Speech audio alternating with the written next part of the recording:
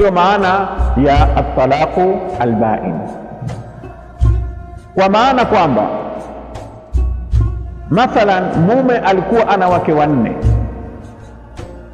akamuacha mke mmoja, na mke yule talaka yake ni talaka ba'in.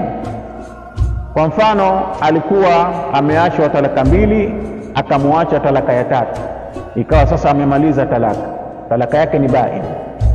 Pale pale mume anaruhusiwa kuongeza mke wa nne pale pale, kwa sababu yule talaka yake haina rajaa, haina rejea. Lakini lau alikuwa na wake wanne akamwacha mmoja na talaka yake ni talaka rejea, haruhusiwi kuongeza mke wa nne mpaka eda ishe, haruhusiwi, kwa sababu bado mke akiwa katika talaka, akiachwa talaka rejea akiwa kwenye eda, bado anazingatiwa kana kwamba ndoa bado ipo, haijavunjika rasmi mpaka eda imalizike.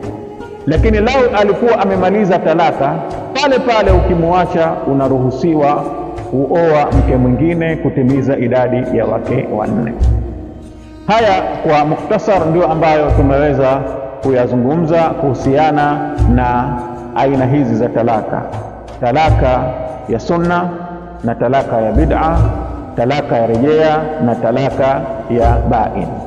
Insha Allahu taala katika darasa inayokuja tutaelezea kwa ufafanuzi hukumu za mwanamke aliyeachwa talaka tatu.